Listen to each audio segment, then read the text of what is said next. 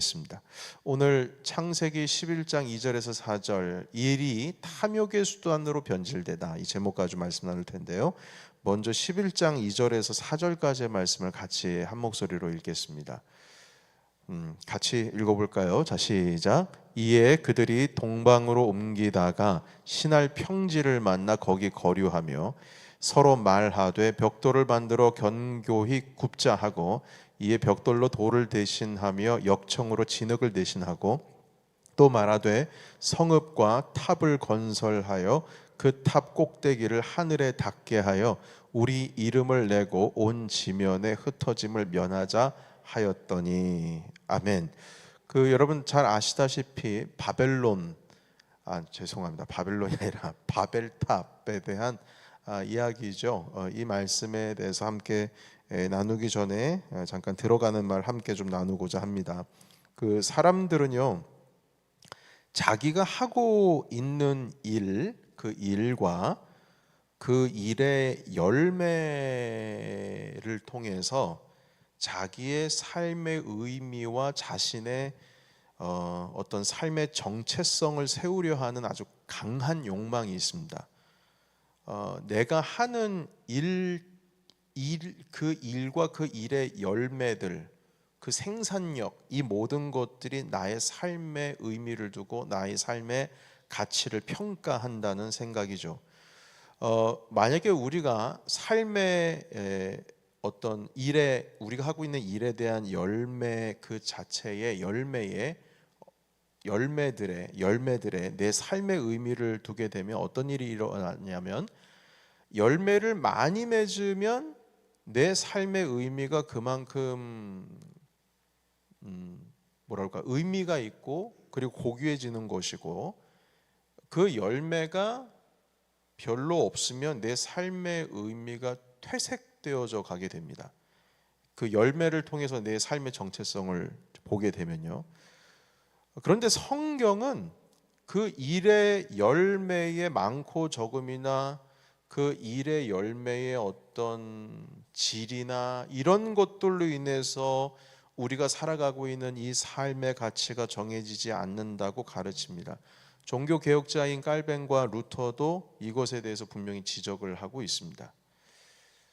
내가 하나님으로부터 받은 선물인 그 달란트를 사용하는 것이 이제 일을 하는 것인데, 그것을 사용하는 것이 행복한 것이 되어야 하는 거거든요. 행복해야 되는데, 그 일이라고 하는 것 자체가 내 자존감 세우는 데 사용이 되어지고, 내 삶의 가치를 세우는 데에 몰입되게 하는 일들이 이 창세기 1장부터 11장까지 아주 집중적으로 그 내용이 들어가 있습니다. 1장과 2장에서는 하나님께서도 일하시거든요. 근데 이 일이라고 하는 것이 창조 세계와 하나님을 위해서 이 피조물들을 다스리고 가꾸어 나가는 기쁨의 활동이고 즐거움의 활동이었어요. 하나님께서 아담에게 복을 주시면서 다스리라고 하셨는데, 그게 막 억지가 아니라, 그게 막 힘들고 고역된 일이 아니라 기쁘고 즐거운 일이었거든요. 그런데 인류가 타락을 하고 나서 그 일이라고 하는 것이 우리에게 부정적인 어떤 의미로 다가오게 되는데, 심지어는 4장부터 인류에게 기술들이 이제 들어가기 시작합니다. 양을 치고 활을 당기고 음악을 만들고 이런 어떤 인류가 문화라고 하는 것을 만들어 가는 것이죠. 그런데 안타까운 것은 무엇이냐면, 그러한 기술들이 인류가 권력을 쌓는 데에 도구가 되어 갖고, 특히 이제 오늘 읽었던 11장의 말씀에 보시게 되면 그 기술들이 바벨탑을 세우는, 다시 말해서 인류의 욕망을 위해서 일이 존재하게 되는 그러한 일이라고 하는 가치관의 변질이 11장에서 일어나게 되는 겁니다. 여러분, 인류의 신기술이 들어와요. 어떤 기술이냐? 벽돌을 더 단단하게 만드는 방법을 알게 되었어요. 그렇게 되다 보니까 어떤 문제가 생기냐? 바벨탑을 쌓을 수가 있는 거예요. 하늘 끝까지 닿는 아주 높은 탑을 쌓을 수가 있게 된 것입니다. 그러면서 그 창의적인 어떤 기술이죠, 그 방법이죠. 이걸 이렇게 쌓으면 더 튼튼하고 그리고 더 높이 쌓을 수 있다라고 하는 어떤 기술력들이 계속 등장을 하게 됩니다. 그래서 결국에는 그 기술력의 집합체가 바벨탑인데, 바벨탑을 세운 목적은 우리들의 이름을 땅끝까지 내고 온 지면의 흩어짐을 면하게 하자, 한마디로 똘똘 뭉치자, 이것이 그 바벨탑의 목적이었습니다. 여러분, 자기의 이름을 내고 흩어지는 것을 면하고 한 공동체가 되는 것이 어떻게 죄가 될 수 있느냐, 이렇게 우리가 의심할 수 있겠습니다만, 여러분, 여기에 어떤 의미가 담겨 있냐면요, 자기의 기술과 달란트와 그 능력을 가지고 환경을 자기 마음대로 통치하려고 하는, 통제하려고 하는, 컨트롤하려고 하는, 내가 내 뜻대로, 그리고 내 뜻대로 살아가려고 하는 의지가 그 바벨탑에 담겨 있다는 것입니다. 여러분, 자기의 이름을, 우리의 이름을 세상에 내자라고 하는 것은 이 일이라는 것을 통하여서 나의 정체성을 확립하겠다는 뜻입니다. 내 이름을 세상에 알게 하자라는 뜻은요, 이 일이 바로 나의 정체성을 확립하겠다는 겁니다. 그런데 여러분, 우리의 정체성은 하나님께로부터 오는 것이지 내가 지금 하고 있는 이 일의 열매를 통해서 나타나는 것은 아니거든요. 내가 가지고 있는 어떤 능력이나 달란트나 기술들이나 이 은사들을 가지고 이것으로 말미암아 내 가치가 정하게 되고 정체성을 확립하려고 한다면 그것은 바로 바벨탑을 쌓는 것과 똑같은 것입니다. 여러분, 바벨탑을 쌓으려고 했던 사람들은 자기 이름을 내고 자신의 능력으로 흩어짐을 면하게 하자, 한마디로 우리의 환경을 컨트롤하겠다는 것인데, 이것을 통해서 안정감을 느껴요. 여러분, 더 큰 세력이 되거든요. 그러면 다른 세력이 우리를 넘보지를 못하고 우리 스스로가 스스로를 튼튼하게 할 수 있다는 겁니다. 한마디로 이스라엘 자손이 사무엘 선지자에게 왕을 달라고 하는 것과 똑같은 겁니다. 하늘에 우리 탑을 닿게 할 것이고 그 탑 꼭대기에 자기의 이름을 대겠다라고 하는 것은 하나님보다 우리가 더 나아질 수 있거나 아니면 버금갈 수 있는 어떤 영적인 도약을 이루자, 그런 의미가 거기에 담겨 있다는 것입니다. 이런 바벨탑 세우는 데에 오늘날에 비슷한 것이 무엇이냐면, 국가적으로 보면 제국주의, 우리의 민족이 더 우월하다는 거예요. 민족주의, 그리고 우월의식, 식민주의, 그리고 온갖 종류의 인종주의, 우리 인종이 더 탁월하다는 거죠. 그러니까 이런 것들이 결국에 다 바벨탑이라는 겁니다. 그래서 여러분, 이때에 우리가 가지고 있는 어떤 이런 능력, 기술력, 달란트, 은사들, 이런 것들이 나의 안정감에 가져다 주기 때문에 이것을 키워야 한다, 아니면 경쟁에서 나의 우월성을 나타내기 위한 것이다, 이런 것이 아니라 내가 가지고 있는 이 권세와 능력과 달란트와 이 모든 것들이 결국에는 나를 위한 것이 아니라 하나님께서 왜 내게 이런 힘을, 권세를 주셨는지에 대해 그 부르심으로 우리가 나가야 된다는 겁니다. 그때의 우리의 삶의 의미에 가치가 있는 것이지, 이것을 통해서 내가 바벨탑을 쌓고자 하는 나의 유익을 위해서 뭔가 살아가고자 한다면 그것은 결국 무너지고 흩어질 수 있는 어떤 그 가능성으로 우리가 죄 가운데로 들어가고 있다는 것이죠. 왜 하나님이 나에게 이런 달란트를 줬을까? 왜 하나님께서 이런 능력을 왜 나에게 주셨지? 그 부르심을 깨닫고 그 부르심 자체에 나의 삶의 의미를 둬야 된다는 겁니다. 그 일의 열매가 아니고요. 그래서 경쟁에서 더 우월하고자 하는 그런 걸 통해서 내 삶의 가치를 두는 것이 아니라 왜 하나님이 나에게 이런 능력을 주셨지? 그 부르심으로 들어가야 된다는 것이죠.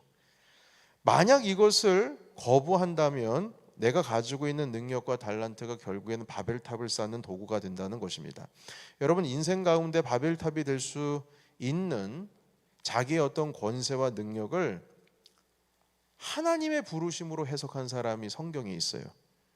그리고 이 달란트와 권세와 이 특별한 어떤 자기의 지위를 나를 위해서 사용하는 것이 아니라, 나의 안정감을 위해서 사용하는 것이 아니라, 나의 테라토리를 굳건하게 세우는 것을 위해서 사용하는 것이 아니라 이웃을 위해서 죽음을 각오하고 이 자신의 지위를 쓴 사람이 있습니다. 그 사람이 누구냐면 바로 에스더입니다. 에스더는 유대인이었죠. 그런데 그 에스더의 남편은 페르시아 왕국의 황제였습니다. 근데 에스더가 유대인이라고 하는 것을 황제도 몰라요. 여러분, 페르시아에게 있어서 유대인은 포로입니다. 종이에요. 그런데 그 종 출신의 황제의 부인이 된다? 이건 있을 수가 없는 일이죠. 그 자신의 신분을 속이고 황으로 들어가게 되는 겁니다. 그리고 이 에스더가 유대인으로 자기 민족을 포로로 삼고 있는 그 나라의 황제의 부인이 된다는 건, 여러분 이것을 우리 대한민국에 적용을 한다면 매국노라고 할 수 있을 것 같아요. 여러분 생각해 보세요. 우리 과거의 일제 시대 때, 식민 시대 때에 우리 그 나라의 한 그 처자가 일본 일왕의 부인이 된다면 여러분 그게 이해가 되겠어요? 그때 당시에 그 이해가 되겠냐고요. 매국노지. 그런데 지금 그렇게 평가를 받을 수도 있는 그런 시점에 지금 황으로서 에스더가 성경에 등장을 하고 있습니다. 그러니까 성경에 바라보는 관점은요, 다니엘이 바벨론 왕의 신하가 되는 거, 이걸 가지고 뭐라고 그 사람의 선과 악을 판단하지 않고, 에스더가 자신의 그 유대 민족의 적국이었고 또한 원수였던 페르시아의 왕과 되는 것에 대해서 이건 선한 것이다, 그릇된 것이다 평가하지 않습니다. 요셉이 이집트 태양신이라고 하는 이집트 바로 왕의 아들로서 살아가는 거, 죄송합니다. 모세가 말입니다. 그리고 요셉이 그 왕의 총리가 돼서 2인자가 돼서 살아가는 것에 대해서 이 사람이 잘했다 못했다 이게 바른 것인가 옳은 것인가 판단하지 않습니다. 단지 그 상황 속에서 이 사람이 하나님의 부르심에 순종하고 있는지를 보고 있는 거예요. 요셉도 그렇고 다니엘도 그렇고 에스더도 그렇습니다. 그런데 여러분, 이 황으로서 이 에스더는 자기 신분을 속이고 평생을 자기의 안전을 누리면서 살아갈 수 있는 이 위치입니다. 그런데 이때의 민족적인 위기가 오죠. 하만이라고 하는 이 바사 왕국의 고위 관리를 통해서 유대 민족이 정해진 기간 동안 완전히 몰살당할 수 있는 위기 가운데 온 겁니다. 어떻게 왕이 법안을 통과시켰냐면, 이 기간 동안에 유대인 근처에 살고 있는 이웃들은 유대인이라고 하는 것이 발견이 되었을 경우에 죽일 수 있도록 권한을 내어줘 버렸어요. 그러니까 그 기간 동안 그렇게 해도 됩니다. 그러니까 유대인들이면 다 죽어야 되는 거예요. 그걸 법안을 통과시켜 버렸어요. 이걸 하만이 했습니다. 근데 이때에 에스더의 친척인 모르드게가 궁정에서 일을 하고 있었는데, 그때의 왕후인 에스더에게 뭐라고 말하냐면, 네가 지금 황으로 있는 그 위치가, 그 권한과 그 지위를 가지고 유대인들이 멸절당하는 이 위기를 막아야 된다, 이렇게 메시지를 전달을 했어요. 그 에스더 4장 14절에 보시게 되면 이렇게 기록을 하고 있습니다. 모르드게가 뭐라고 말하냐면, 에스더야, 네가 왕후의 자리를 얻는 것이 바로 이때를 위함이 아니냐, 이렇게 말을 하고 있어요. 그러니까 에스더라고 하는 황후, 그 위치, 그 능력, 어떻게 보면 그의 달란트라고도 할 수 있고 은사라고도 할 수 있고 자기의 지위니까요. 그것이 바로 유대 민족을 살리기 위한, 하나님께서 너를 그렇게 하기 위해서 너를 그 자리에 앉힌 것이 아니냐. 다시 말해서 네가 지금 그 자리에 있는 것은 하나님의 부르심이다, 이걸 가르쳐주고 있는 겁니다. 내가 지금 여기 있는 게 하나님의 부르심이구나, 콜링이구나.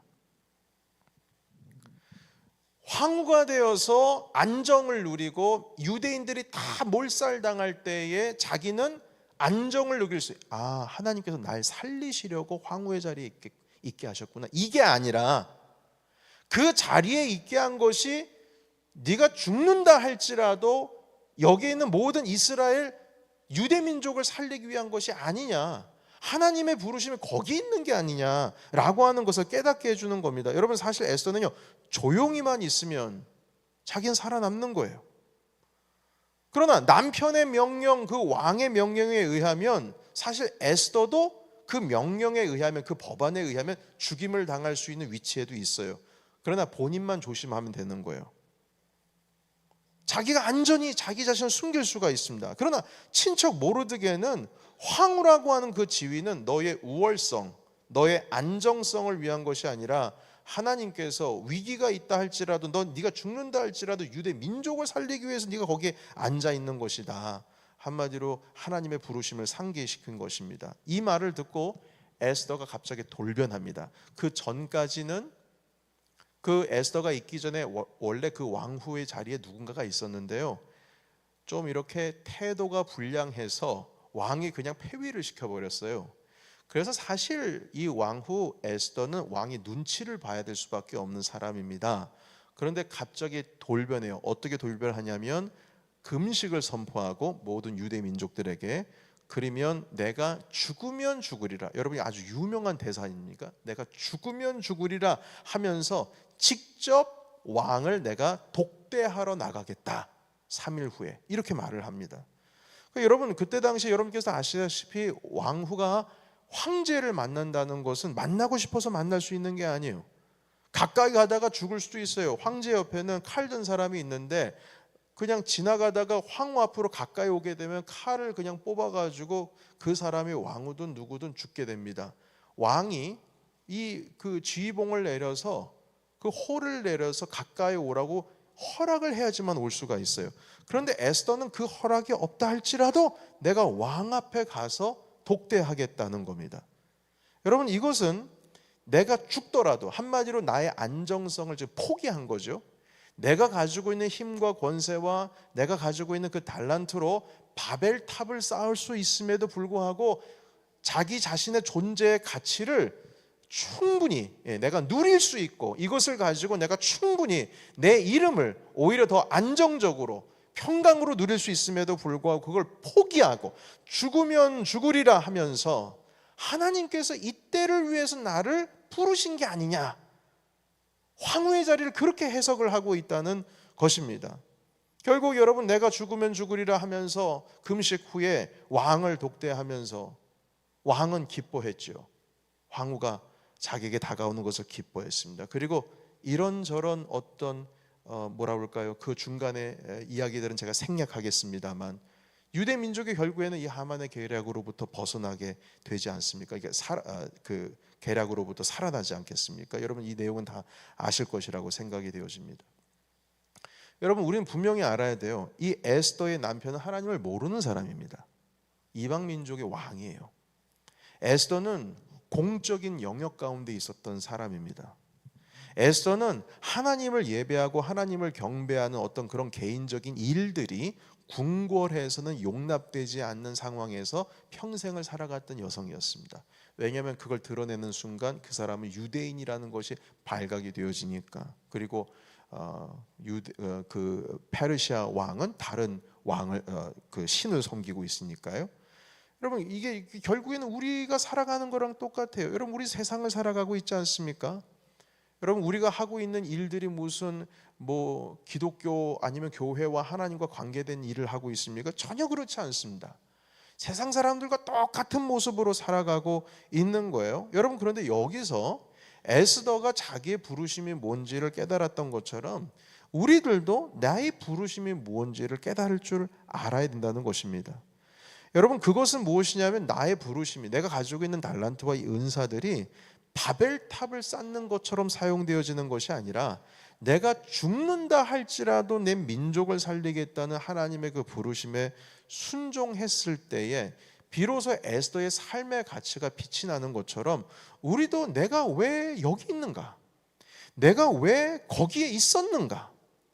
왜 나에게 하나님께서 이런 일을 맡게 하셨고, 그리고 나에게 왜 이런 지위를 주셨는지를 우리가 분명히 알아봐야 된다는 것입니다. 바로 하나님께서 너희를 거기다 두신 것은 바로 이때를 위함이 아니냐, 이 부르심에 회피를 하는 것이 아니라 하나님께서 왜 나에게 이러한 지위와 달란트를 주셨는지 확인을 하고 그것을 나를 위해서 사용하는 것이 아니라 하나님께서 이 땅에 다스리라고 명령하신 이 피조물의 세계와 하나님께서 내게 맡겨주신 이 놀라운 은혜의 자리 가운데에 이 세상 사람들이 살아가고 있는 이웃들을 위해서 우리가 살아갈 때 우리의 삶에 있는 의미는 비로소 빛이 나기 시작한다는 것입니다.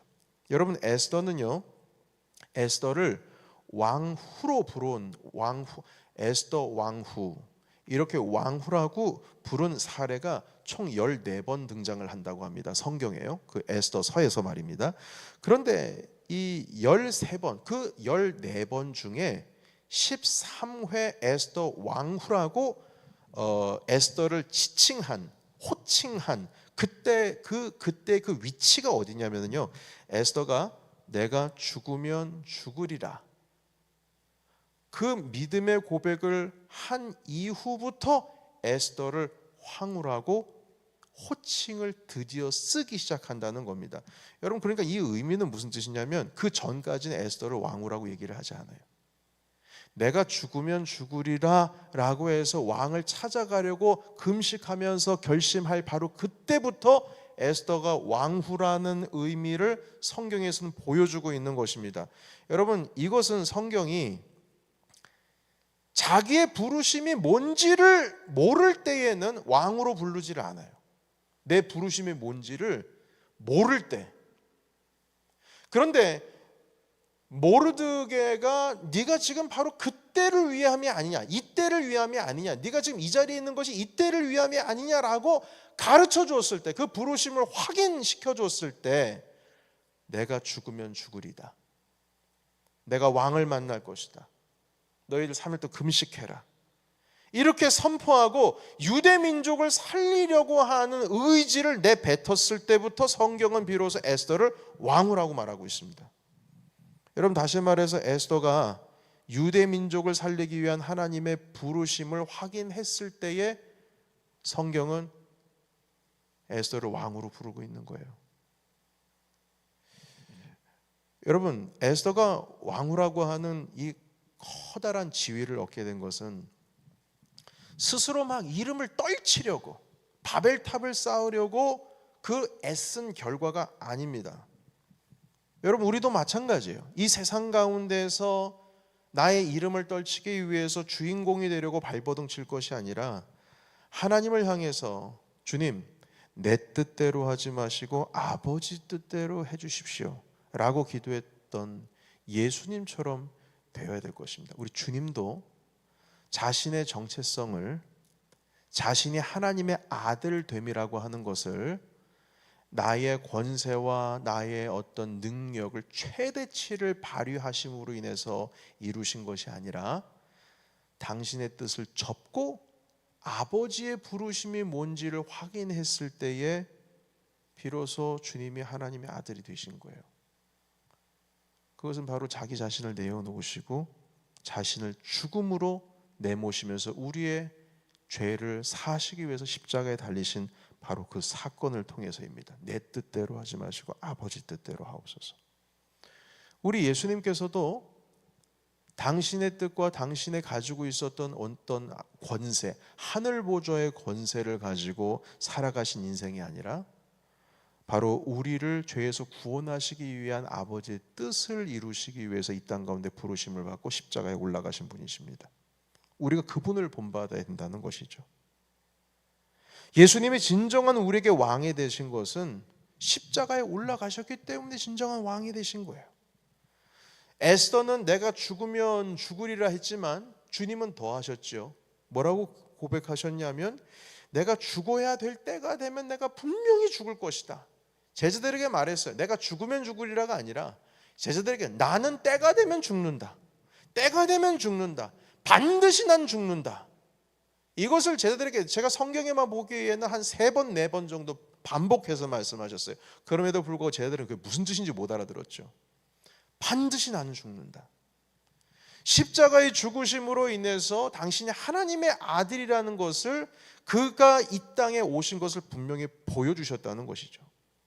여러분, 일이라고 하는 것은 어떤 그 일의 열매를 통해서 내 삶의 의미가 생기는 것이 아닙니다. 하나님의 부르심에 순종할 때에 나의 삶의 의미가 생기는 거예요. 여러분 그 팀켈러 목사님의 일과 영성에 보시게 되면 이런 말씀을 하시더라고요. 그 맨하탄의 그 리디머 처치를 가보면 그 대단한 인물들이 많이 있대요. 뭐 금융계 종사하시는 분들이 대부분이고, 뭐 교사도 있고 간호사도 있고 의사도 있고 뭐 여러 직종 가운데 있으신 분들이 있는데, 그분들에게 말씀하신다는 거죠. 여러분 자격증 있으십니까? 여러분 지금 이 자리 가운데 다른 사람들이 가지고 있는 것 외에 다른 능력을 가지고 계신 분들이 있으세요?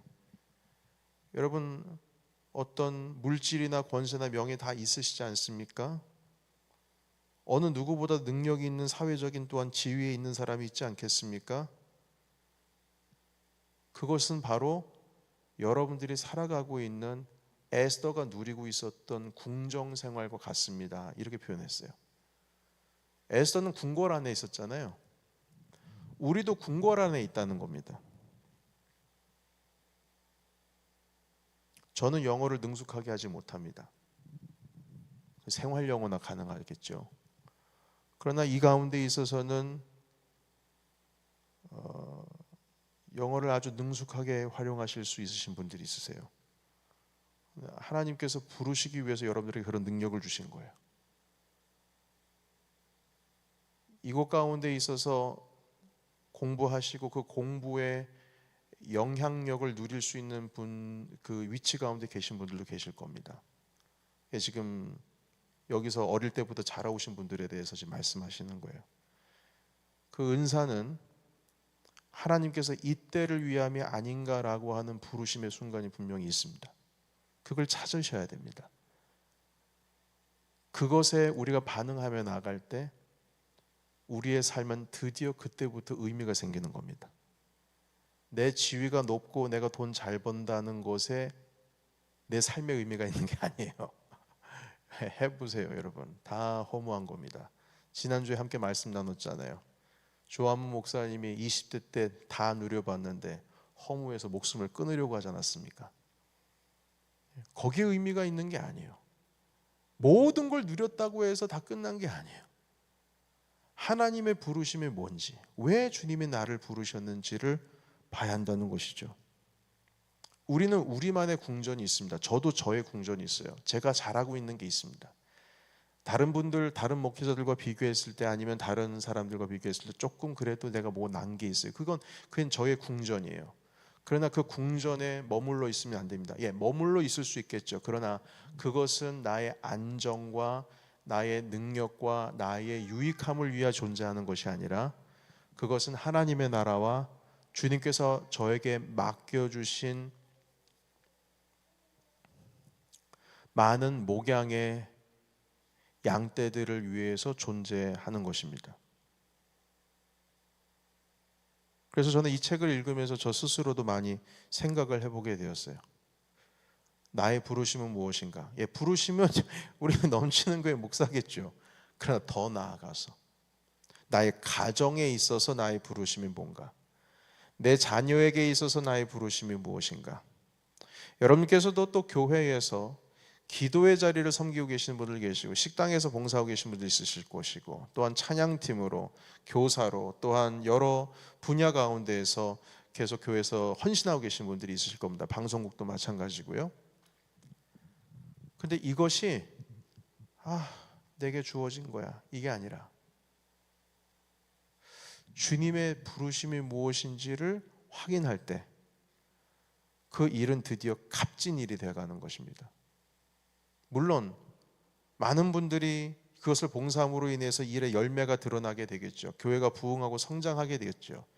그러나 그 부흥하고 성장했다고 해서 그 부르심의 가치가 있는 게 아니라 지금 이 순간 내가 하나님의 부르심 가운데 순종할 때에 비로소 그때 그 부르심에 빛이 나기 시작하는 겁니다. 여러분 우리는 살아가고 있는 궁정에서 바벨탑을 쌓지 말아야 될 것입니다. 우리가 살아가고 있는 이 궁정에서 우리는 보좌 가운데 앉아 있는 것에 만족하면 안 될 것입니다. 그곳에서의 에스더의 부르심은 죽으면 죽으리라 민족을 살리는 일이었습니다. 여러분 만약에 내가 아무리 교회에서 봉사를 한다고 할지라도 그 일과 그 열매의 가치를 두게 되면 그 봉사 자체가 바벨탑이 될 것입니다. 바벨탑이 분명히 될 거예요. 그건 바벨탑입니다. 강단도 바벨탑이 될 수 있습니다. 뭐든지 다 바벨탑이 될 수 있어요. 우리의 인생 가운데 바벨탑은 무너뜨려야 됩니다. 아니야, 내가 안 무너뜨리면 하나님께서 무너뜨리십니다. 그걸 분명히 알아야 돼요. 여러분, 가정에서 저는 지금 이것을 단지 우리가 무엇을 먹고 살아야 하느냐에 대한 어떤 일에 대한 것뿐만 아니라 우리가 살아가고 있는 내가 아버지로서, 어머니로서, 혹은 자녀로서, 아니면 회사에서는 어떤 상사로서, 아니면 교회에서는 집사로서, 권사로서, 장로로서, 목사로서, 전도사로서, 그 외에도 수많은 지위와 달란트 가운데 우린 세상 가운데 노출되어 있습니다. 심지어는 옆집에서는 저는 옆집 아저씨입니다. 그 관계 속에서 나의 부르심이 뭔지를 보셔야 될 겁니다. 하나님께서는 우리를 세상에 당신의 나라를 세우기 위한 다스리라고 우리에게 달란트를 주셨고 우리를 파송하셨습니다. 우리는 하나님 나라를 이루기 위해서 부르심 받은 존재입니다. 예수님께서 내가 바로 이 땅에 온 것은 하나님의 나라가 가까이 왔느니라. 내가 너희를 구원하고 너에게 생명을 주고 죄인들을 이끌어내서 하나님의 나라를 일하는 일꾼으로. 주님 말씀하십니다. 넌 날 사랑하느냐? 네, 주님, 넌 주님 사랑합니다. 그래, 내 양을 먹이라. 이 땅 가운데 하나님께서 내게 맡겨주신 그 부르심 가운데에 우리는 분명히 소명이 있습니다. 그 부르심을 굳건하게 지키는 자에게 그 삶은 주님께서 빛나게 하실 것입니다. 오늘 말씀을 붙드시고 내가 어떤 부르심을 가지고 있는지 확인하시고 에스더처럼 바벨탑을 쌓는 것이 아니라 하나님의 부르심에 순종하는 우리 모두가 되시기를 예수님의 이름으로 축원합니다. 아멘. 기도하겠습니다. 살아계신 하나님, 우리의 삶의 가치와 삶의 의미는 일의 열매에 있는 것이 아니라 하나님의 부르심에, 그 소명에 응답하는 것에 있다. 주님 말씀하여 주셨습니다. 하나님, 이 시간 간절히 원합니다. 우리가 헛된 것을 찾지 않게 하시고 우리가 바벨탑을 쌓지 않게 해주시고 에스더가 궁전에 있었던 이유가 바로 이때를 위함이 아닌가. 하나님, 주님께서 모르드에게를 통하여서 깨닫게 하셨던 것처럼 하나님, 우리만이 누리고 있는 궁전들이 있습니다. 하나님, 여기서 나의 부르심이 무엇인지를 깨닫고 하나님 아버지가 부르심에 순종하며 나아갈 수 있는 우리 모두가 되게 하여 주시옵소서. 무엇보다도 예수님의 순종을 본받기를 원합니다. 하늘의 높은 권세를 다 버리시고 우리를 죄에서 구원하시기 위해서 십자가 위에 달려 돌아가셨습니다. 죽으면 죽으리라, 그 이상의 것으로 나는 반드시 죽으리라 하시면서 하나님의 아들의 모습을 십자가에서 증명하셨습니다. 하나님, 우리도 우리 뜻대로 살아가는 것이 아니라 우리의 이름을 걸어놓고 살아가는 것이 아니라 그 이름을 내기 위해서 살아가는 것이 아니라 하나님의 부르심에 순종하며 살아갈 수 있는 우리 모든 귀한 주님의 자녀, 넘치는 교회 성도들이 되게 하시옵소서. 예수 그리스도의 이름으로 간절히 기도하옵나이다. 아멘.